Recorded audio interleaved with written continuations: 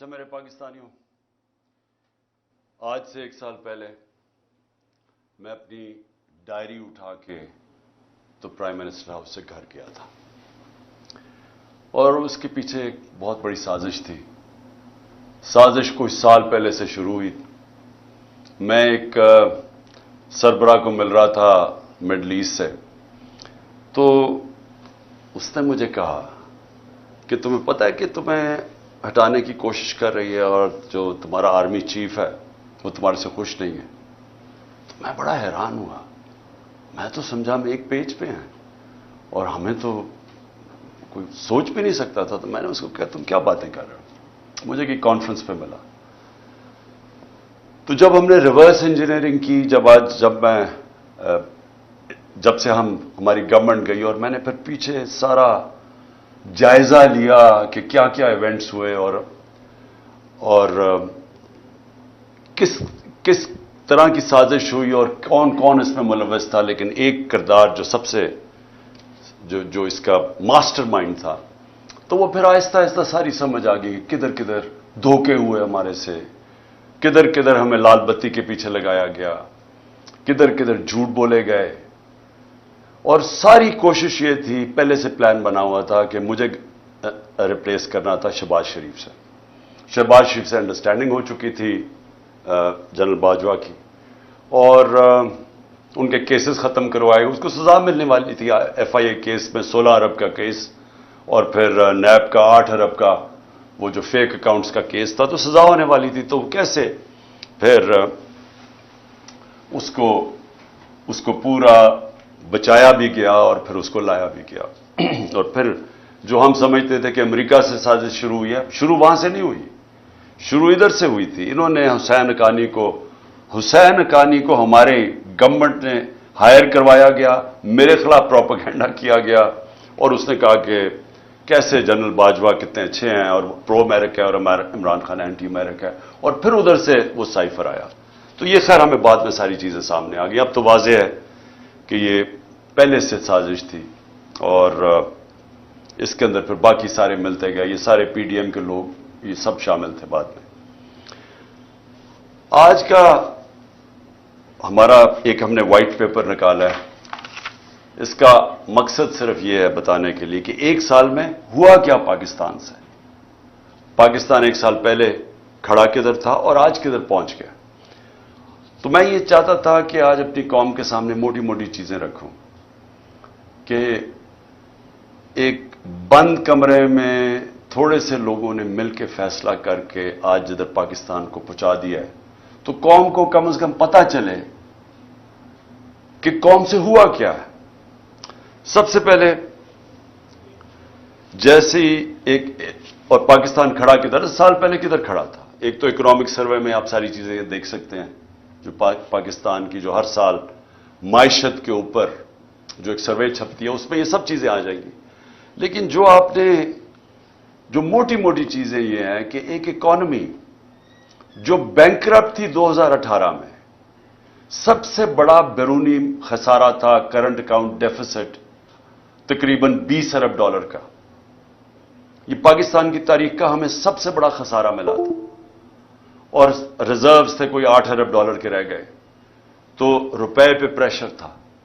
اس مشکل وقت پہ گورنمنٹ ملی، پہلے سال سٹیبلائز کی، دوسرے 2 سال کرونا سے ہمیں ڈیل کرنا پڑا۔ اب کرونا یہ یاد رکھیں کہ دنیا میں جو اس نے تباہی مچائی ہے، دنیا کی اکانومیز میں تباہی مچائی ہے، یہ کبھی سب کے سامنے ہے۔ یہ آپ بڑے آرام سے دیکھ سکتے ہیں کہ منفی میں چلی گئی گروتھ ریٹ، ہندوستان 7% پہ آگے بڑھ رہا تھا، وہ منفی میں چلا گیا۔ تو پاکستان نے جس طرح کرونا کا مقابلہ کیا، دنیا نے اکنالج کیا، دنیا کے world economic forum, economist magazine, ہر فورم کے اندر، ورلڈ ہیلتھ آرگنائزیشن نے اکنالج کیا کہ پاکستان ان چند ملکوں میں تھا، ٹاپ 3 ملکوں میں، جنہوں نے سب سے بہتر طریقے سے اتنا بڑا ایک کرائسس تھا اس کو سنبھالا۔ میں یہ صرف سوچ رہا ہوں کہ جو ان کی 1 سال کی کارکردگی ہے، اگر یہ خدا نہ خواستہ ہوتے تب تو انہوں نے کیا کرنا تھا۔ انہوں نے جو ملک سے ابھی کیا ہے، سوچیں ابھی تو کرائسس تو ان کو کوئی ملا ہی نہیں ہے، کرائسس تو سارے ہمیں ملے تھے، کیونکہ کورونا کا کرائسس ہم نے ڈیل کیا. انہوں نے جو بینکرپٹ کر کے گئے وہ ہم نے اکانومی کھڑی کی. تو اگر یہ وہاں ہوتے تو انہوں نے سب سے پہلے تو لاک ڈاؤن لگا دینا تھا. ان کی سٹیٹمنٹس آ کے بند کر دو پاکستان کو. تو اگر وہ بند کر دیتے، آگے مشکل حالات تھے، تو یہاں تو لوگوں نے بھوکے مر جانا تھا. تو ہم نے جو سمارٹ لاک ڈاؤن، ان کی تنقید بھی سنی. تو شکر کریں کہ یہ اللہ نے ان کو تب وہاں نہیں رکھا ہوا تھا. اس کے بعد آخری 2 سال 5.7% پہ ہماری اکانومی اوپر گئی اور 6% پہ اوپر گئی. اور یہ یاد رکھیں کہ 17 سال میں بہترین پاکستان کی اکنامک پرفارمنس تھی. ہمیں پرابلمز آ رہے تھے. پرابلمز کیا تھا کہ دنیا میں کرونا کی سپلائی سائڈ کی رکاوٹ کی وجہ سے جو اوپر گئی، وہ جس کو کہتے ہیں کموڈٹی سپر سائیکل، انرجی کی قیمتیں اوپر چلی گئیں، گیس کی سب سے زیادہ، تیل کی، کوئلے کی، سب اوپر چلی گئی. اور اس کی وجہ سے ساری دنیا کے اندر مہنگائی آئی. تو ہم بھی مہنگائی سے ڈیل کر رہے تھے. ہمیں مسلسل انہوں نے کہا کہ مہنگائی میں ملک تباہ ہو گیا. لیکن یاد رکھیں کہ سب سے بڑا جو چیز مہنگائی کرتی ہے وہ تیل ہے. تو ہمارے زمانے میں آخری سال میں $110 سے $115 پہ تیل چلا گیا تھا. ان کے دور میں ابھی $65 تھا، اور اب کبھی $70 ہوتا ہے، $80 پہ سنا ابھی گیا ہوا ہے. تو فرق دیکھیں کہ تیل کا تب کتنا مہنگا تھا، اب کتنا مہنگا. تو ان کا تو کوئی اتنا بڑا کرائسس نہیں تھا. ہم نے سب سے زیادہ کرائسس ڈیل کیے. اور اس کے باوجود جب ہماری گروتھ ریٹ تھی 5.7 اور 6%، یہ 17 سال میں پاکستان کی بہترین گروتھ ریٹ تھی. اور یاد رکھیں اس سے پہلے جو تھی، امریکن ڈالر آ رہے تھے وار آن ٹیرر میں. اس سے پہلے جنرل ضیاء الحق کے تب پھر ڈالرز آ رہے تھے افغان جہاد میں. اس سے پہلے ایوب خان کی سیٹوں سینٹوں میں پھر امریکن ڈالر آ رہے تھے. یہ امریکن ڈالرز آنے کے بغیر پاکستان کی گروتھ 5.7 اور 6% تھی. جو ہم نے تیل کی قیمتیں، پٹرول اور ڈیزل کی قیمت نیچے رکھی، وہ کیوں رکھی تھی؟ کیونکہ ہم سمجھ رہے تھے کہ ببل ہے، یہ تھوڑی دیر کے نیچے آ جائے گا، لیکن ہماری اکانومی اتنا اونچ نیچ نہیں دے سکتی، اس لیے ہم نے سبسڈائز کی. کیونکہ ہم نے روس سے جب میں وہاں گیا، میں نے صدر پوٹن سے جب ملاقات ہوئی، ہم نے ان کو بتایا کہ ہمارے ملک میں یہ آپ کی ٹینشن کی وجہ سے تبھی تیل کی قیمتیں اوپر چلی گئی تھی. تو انہوں نے پھر اپنا انرجی منسٹر بھیجا، حماد اظہر سے ملاقات ہوئی، اور ہماری انڈرسٹینڈنگ یہ تھی کہ ہم نے جس طرح ہندوستان سستا تیل روس سے لے رہا تھا، پاکستان نے بھی لینا تھا. اور بدقسمتی سے آتے ساتھ ہی آپ کو پتا ہے کہ سازش شروع ہو گئی. واپس آئے تو ووٹ آف نو کانفیڈنس ہو گئی، اور اس کے بعد ہماری گورنمنٹ چند ہفتوں میں چلی گئی. تو وہ بیچ میں ہی چیزیں رہ گئی. ہمارا ٹیررزم، جو اتنا آج کل ٹیررزم کی بات کر رہے ہیں، یاد رکھیں ہم ٹیررزم سے ٹورزم پہ گئے تھے. ہمارے 3.5 سال میں دہشت گردی دیکھ لیں اور آج دیکھ لیں. اور جب جو امریکہ نکلا افغانستان سے، تو وہ بہترین ٹائم تھا اس وقت کہ افغان گورنمنٹ کے ساتھ کوآپریٹ کر کے ہم اس ملک کے اندر جو دہشت گردی جو تھوڑی بہت بھی تھی، اس کے اوپر بھی قابو پا سکتے تھے. لیکن کچھ نہیں کیا گیا. انہوں نے ان کے پاس ٹائم تھا سوچنے کا، نہ کچھ تھا، کیونکہ آئے تھے صرف ایک مقصد کے لیے، اپنے کرپشن کیسز ختم کرنے کے لیے. نہ انہوں نے اکانومی کا روڈ میپ دیا، نہ ان کو کوئی فکر تھی کہ یہ جو واپس آ رہے ہیں، جب طالبان گورنمنٹ آئی تو انہوں نے کہا واپس جائیں TTP کو. تو جب وہ واپس آ رہے تھے، نہ سوچا کہ ان کو ریہیبلیٹیٹ کیسے کرنا ہے. ان کو تو اس کی فکر ہی نہیں تھی. یہ تو پڑ گئے اپنے کرپشن کیسز پہ آتے ساتھ ہی. پہلی کیبنٹ کی میٹنگ کے اندر انہوں نے آتے ساتھ ہی اپنے جناب ECL پہ جو رکھے ہوئے تھے وہ ختم کیا. 60% کیبنٹ جو نہیں آئی وہ ضمانت پہ تھی، کرپشن کے کیسز تھے. تو انہوں نے تو صرف آتے ساتھ ہی اپنی کرپشن کیسز ختم کیے، اور پھر اسمبلی میں جا کے نیب کا قانون پاس کر کے 1100 ارب روپے کے کرپشن کے کیسز اپنے ختم کیے. ہمارے 3 سالوں میں نیب نے 480 ارب روپے کرپشن کا ریکور کیا تھا.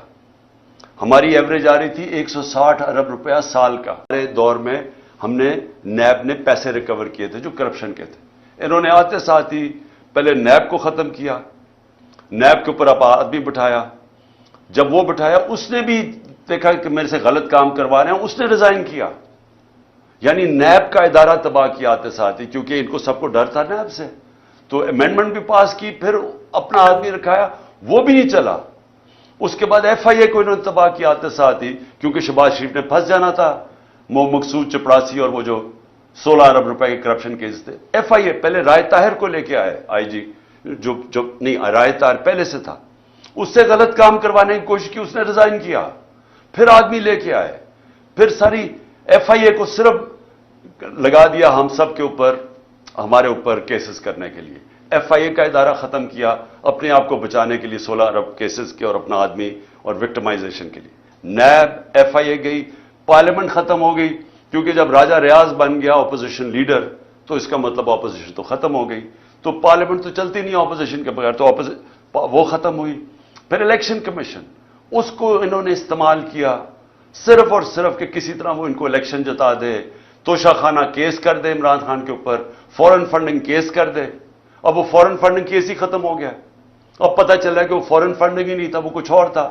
اب ہائی کورٹ نے, ایک جج صاحب نے کہا کہ جی بتائیں, جو عمران خان کے اوپر میڈیا ٹرائل کر رہے تھے وہ بھی رہ گیا بیچ میں, ابھی توشہ خانہ بھی ختم ہوگا, وہ بھی پتہ چلے گا کہ اس الیکشن کمیشن نے ان کو خوش کرنے کے لیے میرے پہ کیس کیا تھا. اور پھنس جائیں گے یہ اب, کیونکہ توشہ خانہ کا ریکارڈ سارا اویلیبل ہے.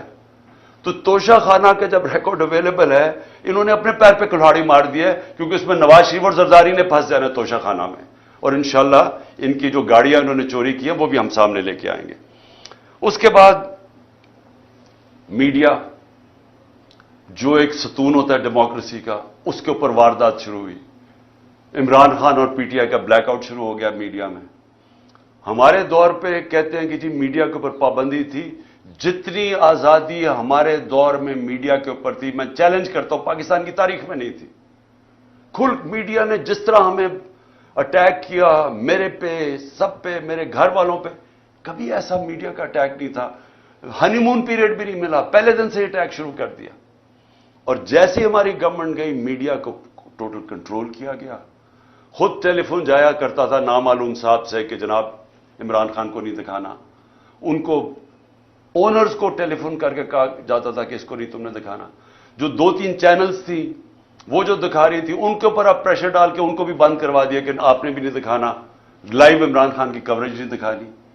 جو سب سے بڑی پارٹی پاکستان کی ہے, اس کے لیڈر کو کیسے ایک ڈیموکریسی کے اندر آپ میڈیا سے بلیک آؤٹ کروا دیتے ہیں, اس کی سپیچز نہیں دکھانے دیتے. اور یہ بھی آپ, یہ لائیو نہیں جائے گا کیونکہ ان کو خوف ہے کہ پتہ نہیں وہ کیا کہہ دے گا. تو اتنا خوف ہے فریڈم آف سپیچ سے. اور میں آج یاد کرانا چاہتا ہوں ہر وہ ہمارا صحافی جو ہمارے دور میں کہتا تھا کہ جی دیکھیں یہاں پابندیاں لگ رہی ہیں, میں چیلنج کرتا ہوں کہ آج اور کمپیئر کریں. میں کہتا ہوں پاکستان کی جمہوریت کی تاریخ میں کبھی ایسی پابندیاں نہیں لگی جو آج لگی ہوئی ہیں ہمارے اوپر. تو میڈیا انہوں نے کر دیا. پھر فنڈامنٹل رائٹس, بنیادی حقوق, 25 مئی کو سے شروع ہوتا ہے.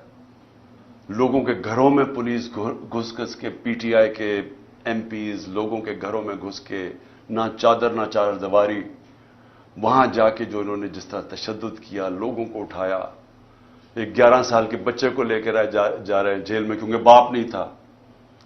ایک گھر میں اٹیک کر دیا انہوں نے, وہ ایک میجر صاحب تھے, ان کو کیا پتا کون آ رہا ہے گھر میں. کوئی کسی کے گھر میں رات دروازہ توڑ کے گھستا اندر, اس نے گولی مار دی, اس نے سمجھا کوئی ڈاکو آ رہا ہے. اس کو پکڑ کے اس کے بیٹے کو انہوں نے جو تشدد کیا پولیس نے, جو بیٹے سے کیا. میں 6 مہینے کے بعد بیٹے کو ملا, اس نے کہا میں ابھی بھی میں رات کو سو نہیں سکتا, اتنا انہوں نے میرے ظلم کیا. اس کے بعد 25 مئی کو جو عورتیں بچوں کے اوپر انہوں نے وہاں دیکھ رہے ہیں کہ فیملیز آئی ہوئی ہیں. تحریک انصاف کی کیسے یہ کہہ سکتے ہیں کہ ہم کسی بھی انتشار کے اندر ہم ملوث ہوں, کیونکہ جو پارٹی الیکشن چاہتی ہے وہ انتشار کیوں چاہے گی. ہم تو پہلے دن سے کہہ رہے ہیں کہ پاکستان کے مسئلے الیکشن میں, وہ انتشار کیوں چاہے گی. لیکن ہر جگہ ہمارے اوپر انہوں نے ہمیں کوشش کی کہ کسی طرح ہم ریئیکٹ کریں, ہمارے اوپر ٹیئر گیسنگ یا جو بھی کریں تاکہ یہ کہہ سکیں کہ تحریک انصاف انتشار پھیلا رہی ہے.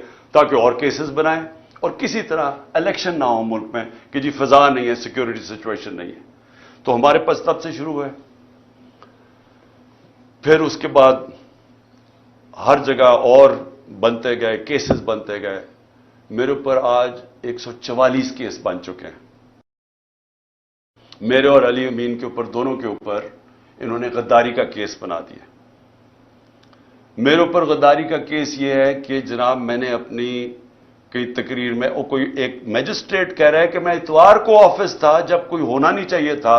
میں نے اور میرے سٹاف نے دیکھا کہ عمران خان نے کوئی ایسی توہین کر دی ہے ادارے کی، کیونکہ میں نے ڈرٹی ہیری کا ہے اور میں نے سائیکوپیتھ کا ہے. اس کے اوپر میرے اوپر غداری کا پرچہ کر دیا. میں آج جو یہ کر رہے ہیں، میں ان سے سوال پوچھتا ہوں کہ آپ کو پتا ہے کہ آپ پاکستان کو کتنا نقصان پہنچا رہے ہیں ان چیزوں سے؟ ساری دنیا میں یہ جب جاتا ہے کہ آپ نے ڈرٹی ہیری اور سائیکوپیتھ اس نے تقریر میں کہنے کی وجہ سے ایک غداری کا پرچہ کر دیا جائے ایکس پرائم منسٹر پہ، اس کا پتہ ہے پاکستان کو نقصان کتنا ہے؟ کیونکہ دنیا مذاق اڑا رہی ہے پاکستان کا، ہمیں بنانا ریپبلک سمجھ رہی ہے. 144 پرچے، جس میں 40 دہشت گردی کے پرچے میرے اوپر ہیں. یہ ساری دنیا، اب باہر کی چینلز ساری انٹرسٹ ہے، یہ ساری چیزوں کی رپورٹنگ ہوتی ہے. تو کس کا آج پاکستان کا کیا امیج باہر جا رہا ہے کہ پاکستان کے اندر بنانا ریپبلک ہے؟ یا کوئی قانون ہی نہیں ہے، کوئی بنیادی حقوق کی حفاظت ہی نہیں ہے، جمہوریت ہی نہیں ہے. اور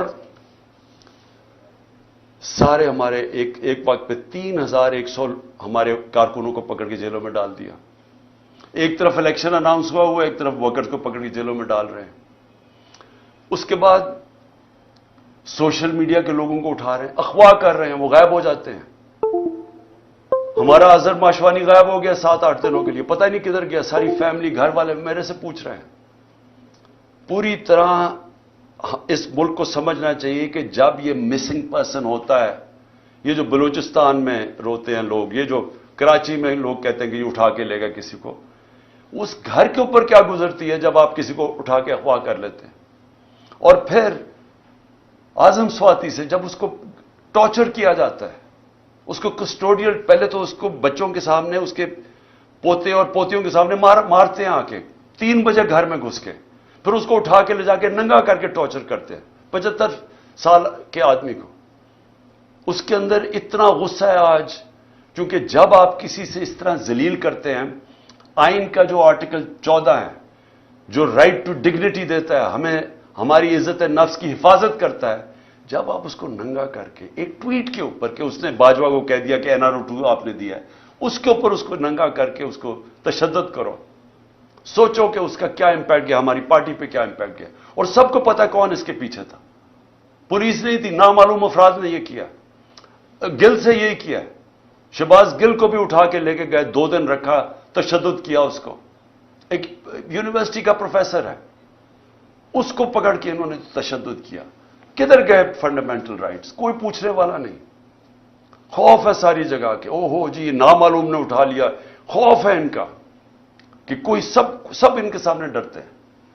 سوشل میڈیا کے بچوں کو پکڑا، کسی کو کبھی کوئی اٹھا لے، ان کی عجیب عجیب خبریں آئیں، پکڑ کے وہی ننگا کر کے ان کو ذلیل کر کے ان کو پھر گھر واپس دے کہ آپ نے کچھ نہیں کہنا، آپ نے کسی کی تنقید نہیں کرنی. کوئی یہاں ایک ایسے انٹچبلز ہیں، ان کا نام بھی نہیں آپ نے لینا.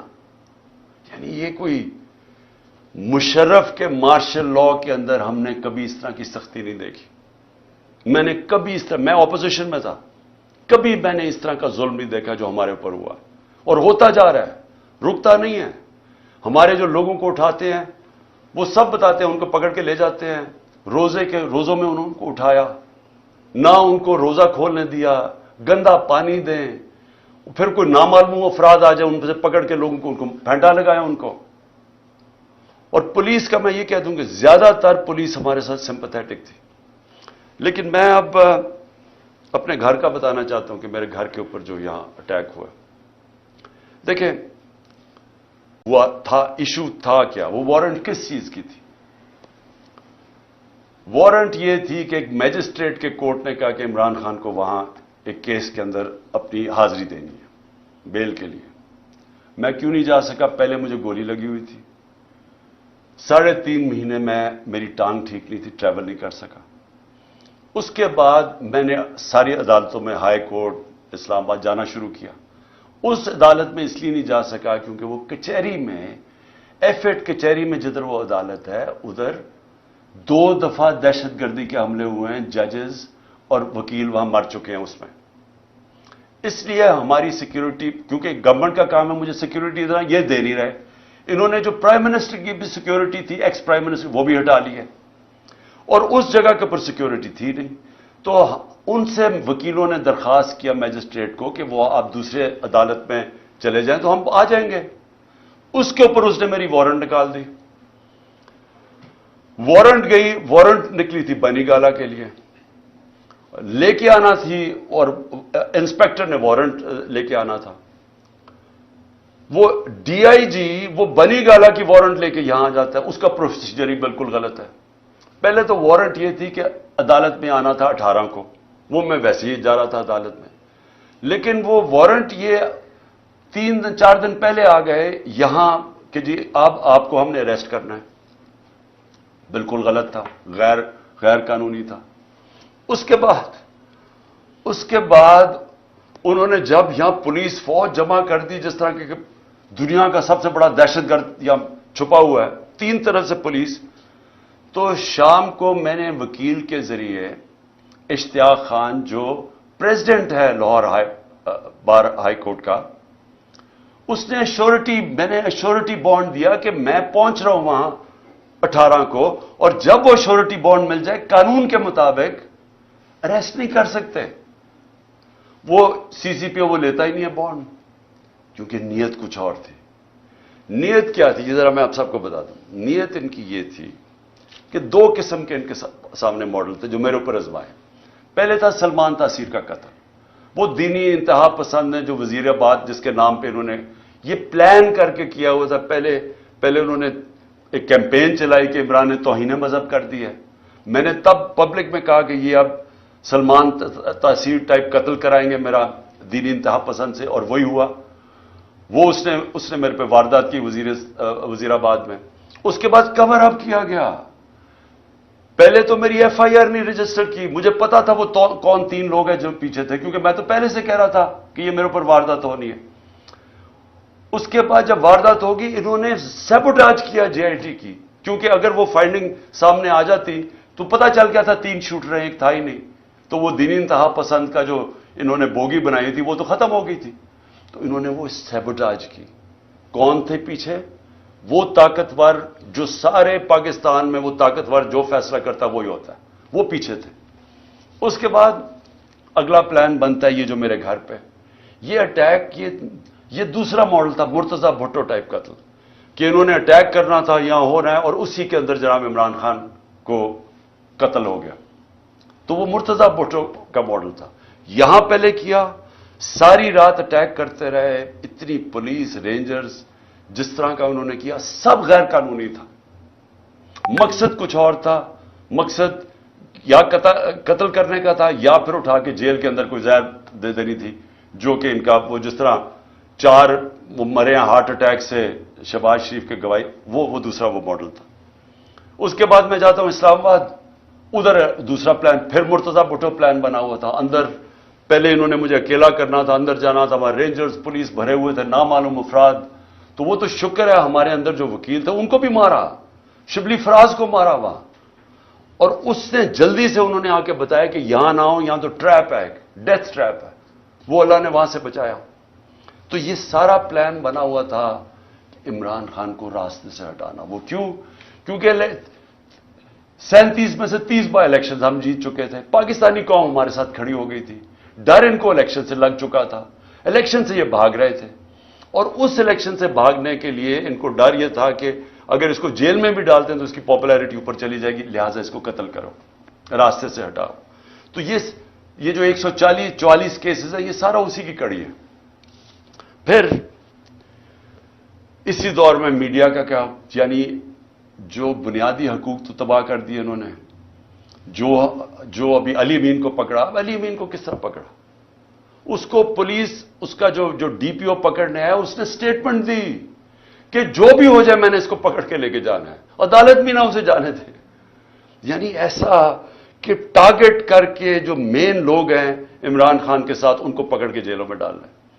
اگر عمران خان نہیں تو مین لوگوں کو جیلوں میں ڈالو. اچھا، اس کے بعد معاشیت. اب ذرا معیشت کیا تھی؟ میں نے شروع میں آپ کو بتایا کہ اکانومی گرو کر رہی تھی. انڈسٹری 17 سال میں لارج سکیل مینوفیکچرنگ انڈسٹری 10% کی ریٹ پہ گرو کر رہی تھی، 10% پہ، جو کہ بڑی انڈسٹری ہوتی ہے جس سے سب سے زیادہ روزگار ملتا ہے. 3 سال میں 55 لاکھ لوگوں کو مزید روزگار ملا، یہ بھی ورلڈ بینک کی ہے. اور ہمارا جو زراعت ہے وہ 4.5% پہ گرو کر رہی تھی. 2 سال مسلسل بمپر کراپس ہوئی. کیوں؟ کیونکہ ہم نے پیسہ، گنا کا جو فصل تھی اس کا پورا پیسہ دینے دیا.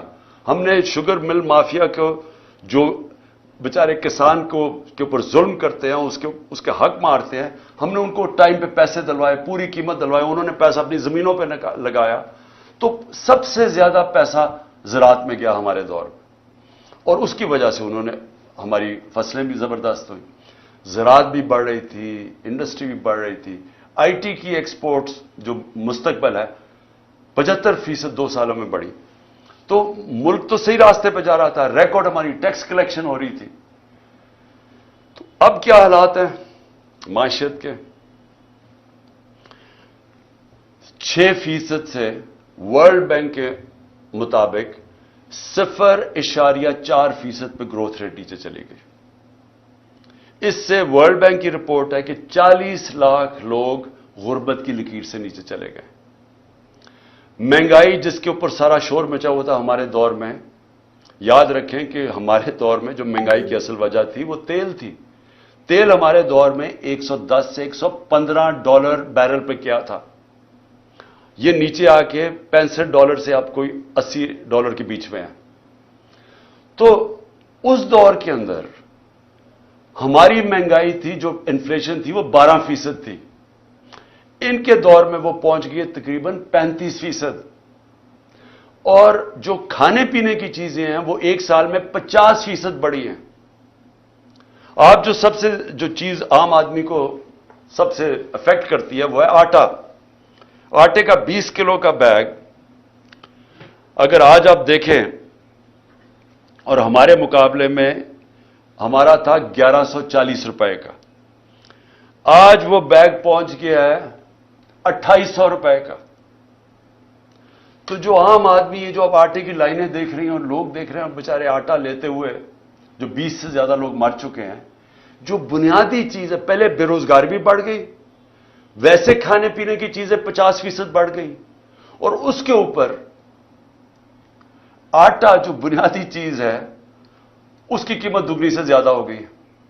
اس کا مطلب یہ کہ لوگوں کے اس وقت سب سے برے حالات ہیں، اور یہ بڑھتے جا رہے ہیں. مہنگائی بڑھتی جا رہی ہے کیونکہ رک تو نہیں رہی. روپیہ 100 روپے سے زیادہ ڈالر مہنگا ہو چکا ہے، روپیہ 100 روپیہ گر چکا ہے. اور پھر سے میں یاد کرا دوں کہ جو باہر بیٹھے ہوئے ہیں، جو لندن میں بیٹھے ہوئے ہیں، جن کی اربوں روپے کی، اربوں ڈالرز کی پراپرٹیز ہیں، جن کے ڈالر میں پیسے ہیں، ان میں اضافہ ہو گیا 100 روپیہ. اور جو پاکستان کے اندر اس وقت جو عام آدمی جن کے آپ کے روپیوں میں پیسے ہیں، وہ ڈالر کے مقابلے میں 100 روپیہ کم ہو گیا. آپ کی اگر آپ یہ سمجھیں نا کہ 100 روپیہ آپ کے پاس بینک میں پڑا ہوا تھا، تو صرف 65 روپے اس کی خریدار کی قیمت رہ گئی ہے. ایکسپورٹس 10% گر گئی ہیں. ہماری ایکسپورٹس آخری 2-3 سالوں میں بڑھتی جا رہی تھیں، اب بجائے بڑھنے کے ایکسپورٹس 10% کم ہو گئی ہیں. اس کا مطلب کہ ہمیں اور زیادہ مسئلہ ڈالرز کا آنے والا ہے، کیونکہ ہم اب قرضے تو لے رہے ہیں، لیکن قرضے واپس کرنے کے لیے جو ہمارے پاس دولت میں اضافہ ہونا چاہیے، یعنی ایکسپورٹس میں اضافہ اور ریمیٹنسز میں، وہ بجائے بڑھنے کے وہ یا رک گیا یا کم ہو گیا. تو ڈالرز تو کم آ رہے ہیں اور قرضے بڑھتے جا رہے ہیں.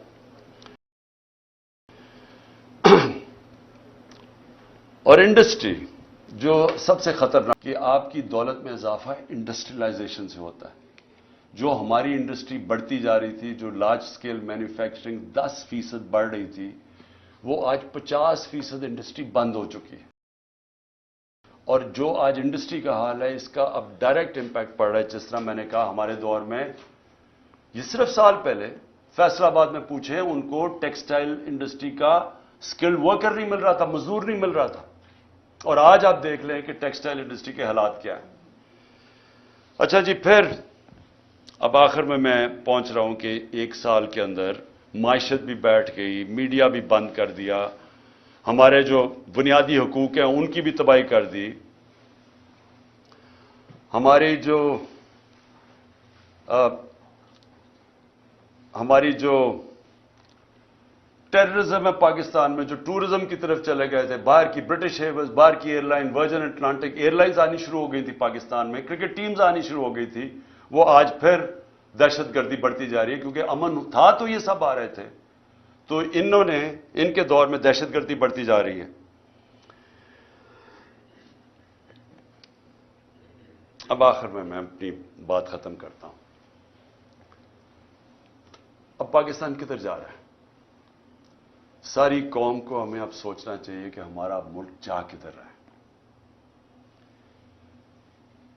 سارے ادارے ہمارے گئے, پارلیمنٹ ہماری گئی, جس طرح پھر سے دیکھیں ملک چلتا ہے اداروں کے اوپر. پارلیمنٹ ایک ادارہ ہے, پارلیمنٹ کی آج حیثیت ختم ہو گئی ہے. آج پارلیمنٹ کے اندر کورم ہی پورا نہیں ہوتا, تو اس کو کوئی شوق ہی نہیں ہے پارلیمنٹ میں, اس کا مقصد ہی ختم ہو گیا جب اپوزیشن ختم ہو گئی. لیکن جو گورننس کے ادارے ہیں وہ گئے ہیں. جب آپ کی الیکشن کمیشن کے اوپر اعتماد اٹھ جائے, جب نیب ختم ہو جائے, جب ایف آئی اے ختم ہو جائے جس نے انویسٹیگیٹ کرنا ہے کرپشن, ان کو صرف استعمال کرو وکٹمائزیشن کے لیے. کیئر ٹیکر گورنمنٹ, اب کیئر ٹیکر گورنمنٹ بھی ایک ادارہ ہے. وہ کیئر ٹیکر گورنمنٹس بنی اس لیے تھی کہ یہ نیوٹرل ہوں گی, تاکہ نیوٹرل گورنمنٹ نیوٹرل امپائر بنیں گی الیکشنز کروانے کے لیے. یہ اس لیے بنی تھی.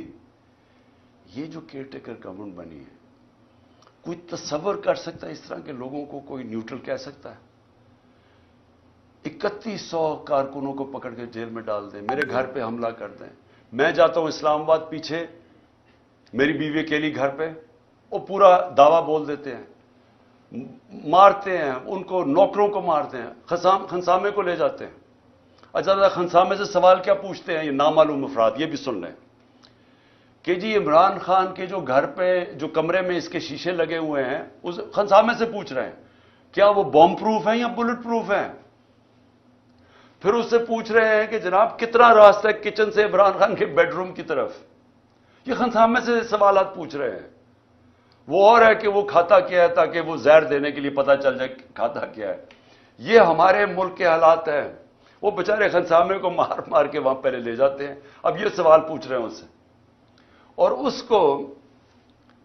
اس بیچارے غریب آدمی کو پھر اپنا ایسٹ بنانے کی کوشش کر رہے ہیں کہ تاکہ آگے سے جاسوسی کریں ان کی.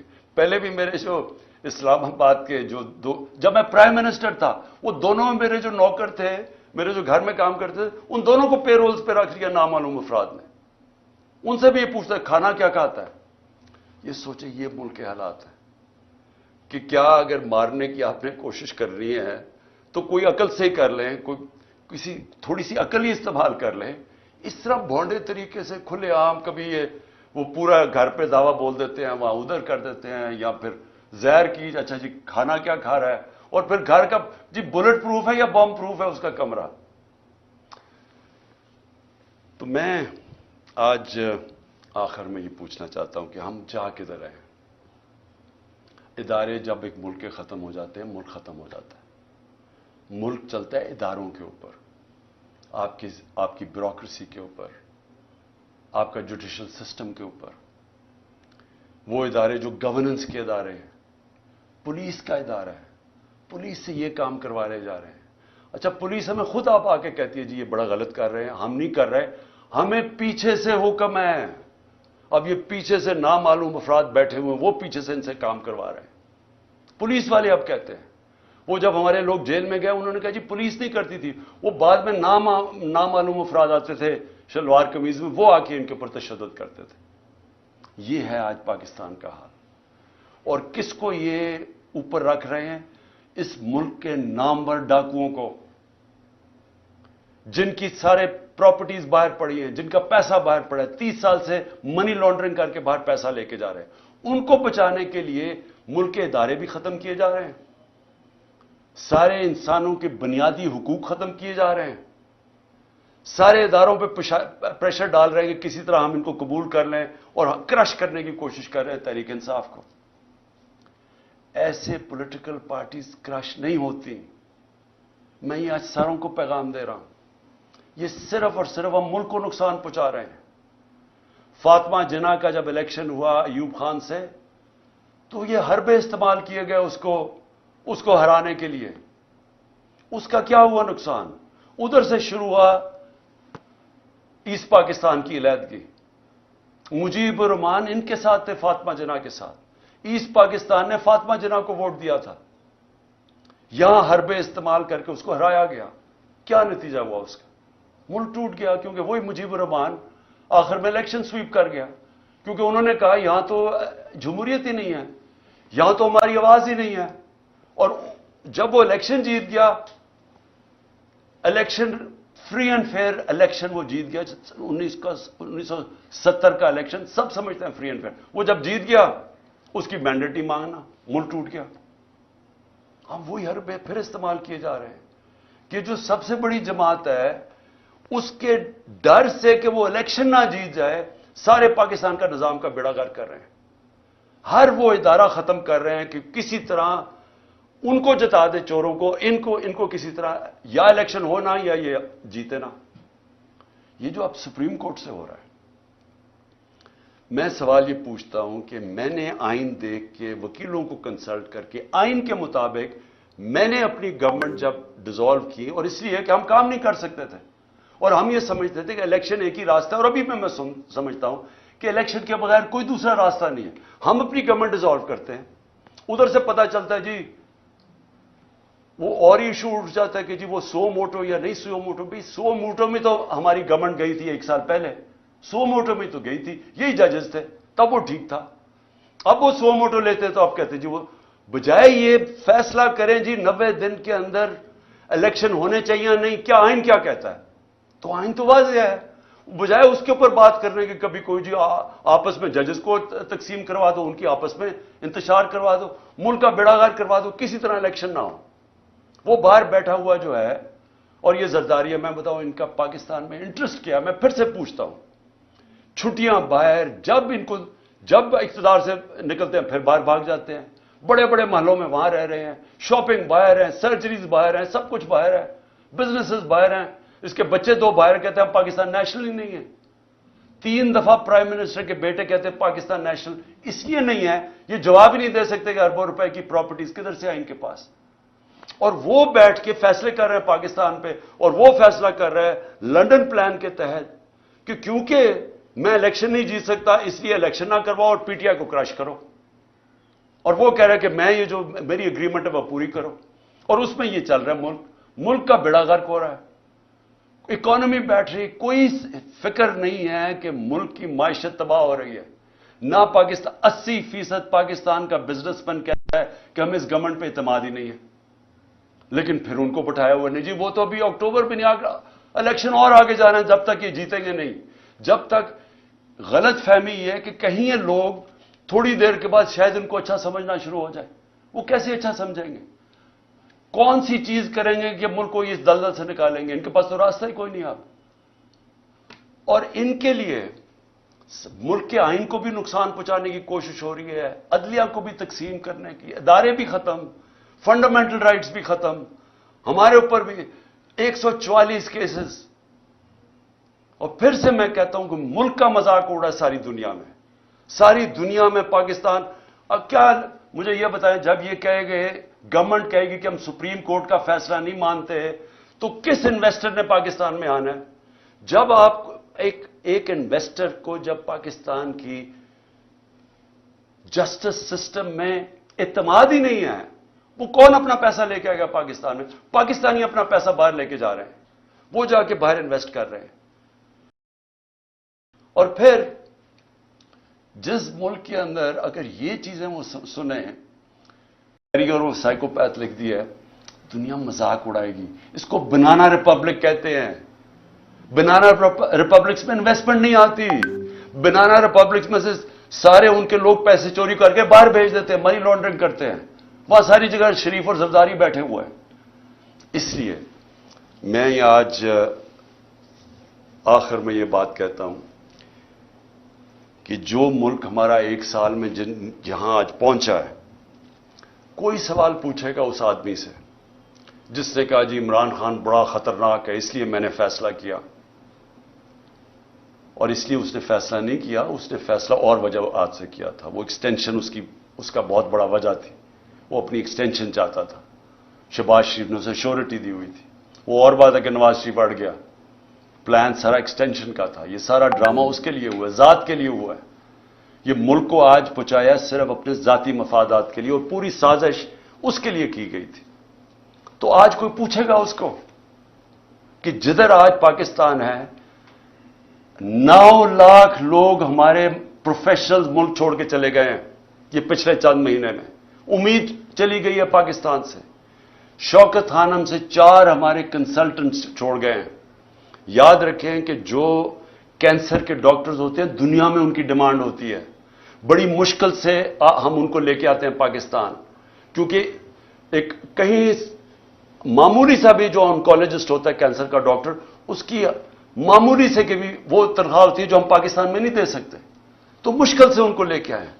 تو یہ جو حالات دیکھ کے 4 ہمارے ڈاکٹرز چھوڑ کے چلے گئے, مایوس ہو گئے ہیں. تو کیا کوئی اس کو ذمہ دار ٹھہرائے گا کہ تکبر کے اندر فرعون بنا ہوا کہ میں نے فیصلہ کیا جی ملک کی بہتری کیا ہے, اور اس کے لیے آج جو ہمارے حالات ہیں کوئی اس کو کوئی ادارہ ذمہ دار ٹھہرائے گا؟ کیا یہ قانون سے اوپر ہے؟ ان کو کوئی پوچھ نہیں سکتا. حمود الرحمان رپورٹ 25 سال کے بعد جو ملک ٹوٹ گیا تھا ہندوستان میں چھپی تھی, پاکستان نہیں آئی تھی, کیونکہ وہ یہ سمجھتے ہی نہیں ہیں کہ جب تک ایک معاشرے میں تنقید نہیں ہوتی معاشرہ آگے نہیں بڑھ سکتا. جو ساری ڈکٹیٹرشپس دنیا میں فیل ہوئی ہیں ان کی سب سے بڑی وجہ ہے کہ ڈکٹیٹرشپس کے اندر تنقید نہیں ہوتی. جب تنقید نہیں ہوتی معاشرہ سکڑ جاتا ہے. یہ جو جمہوریت کی خوبی ہے یہ کہ وہ تنقید ہوتی ہے اور تنقید سے اپنی صلاحیت کرتا ہے معاشرہ. یہاں جب تک ہم یہ سمجھیں گے کہ جی وہ ایک سپر کنگ تھا, وہ جو مرضی فیصلہ کرے, ذمہ دار کسی اور کو ٹھہراؤ, اور وہ آرام سے کسی باہر والے ملک میں اچھی ہوائیں لیتا پھرے, کبھی بھی ملک آگے نہیں بڑھے گا. اور آج خاص طور پہ پاکستان کی اس برے وقت میں جو سب سے خوشائن چیز وہ یہ کہ پہلی دفعہ میں نے 1 سال میں جو چیز چینج دیکھا ہے کہ ہماری عوام جاگ گئی ہے, ایک شعور آ گیا ہے. ہمارا نوجوان سوشل میڈیا کی وجہ سے اور یہ 1 سال کی کیمپین میں وہ نوجوان ایک ایشو سمجھ گیا, بچے سمجھ گئے ایشوز, اسکول کے بچے, وہ شعور ہے جو کبھی پہلے بڑوں میں نہیں تھا. اور اس سے بھی بڑی چیز کہ ہماری خواتین گھروں کے اندر انقلاب آ گیا. میں سمجھتا ہوں کہ یہ سب سے خوشائن چیز ہے جب ایک قوم جاگ جاتی ہے اور جب اس کو سمجھ آ جاتی ہے حقیقی آزادی کیا ہے. حقیقی آزادی انصاف سے آتی ہے جب ایک معاشرے میں آپ کے بنیادی حقوق کی حفاظت کرتا ہے آپ کے عدالتوں کا نظام, وہ لوگ آزاد ہو جاتے ہیں. وہ اس کو لیول پلینگ فیلڈ کہتے ہیں, وہ معاشری ترقی کرتے ہیں.